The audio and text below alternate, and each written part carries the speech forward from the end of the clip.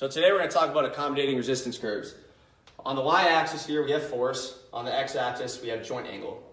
We have three different curves. We have ascending curves, which are more representative of pressing movements like a bench press.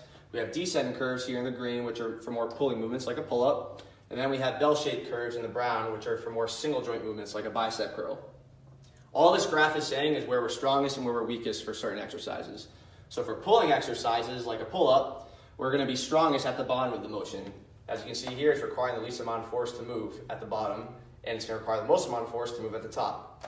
In contrast, for things like a bench press, we're going to be weakest at the bottom, strongest at the top. And you've probably noticed that if you're performing these movements.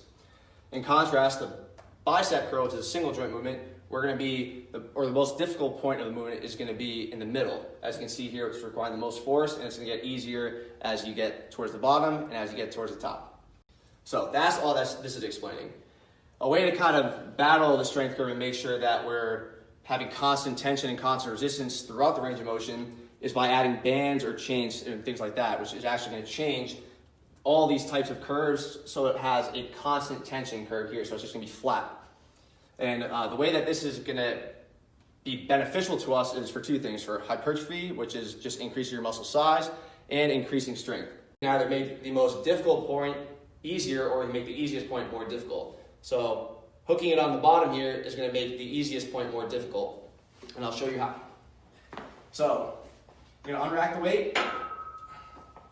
So at the bottom of the motion, the band is not going to have a lot of resistance because there's not a lot of pull on it, but as I push up, more and more resistance is going to be applied until I get to the top, which is where the easiest part of that strength curve is going to be having more resistance applied to it.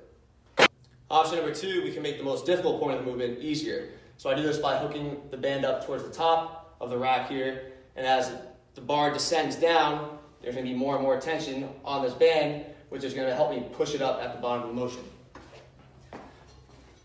So you unrack it, this comes down, more tension on the band. At the bottom of the motion, it's going to help me out a little bit and offer less help as I go up. So here I just have the band hooked around a belt. You can also hook it around your shoulders, doesn't really matter as long as something's anchored to the floor. So as I said, at the bottom of the motion is where I'm going to be strongest for my pulling motions. So this is going to be adding a little more resistance at the bottom to make it a little more difficult. So you start up here, pull up.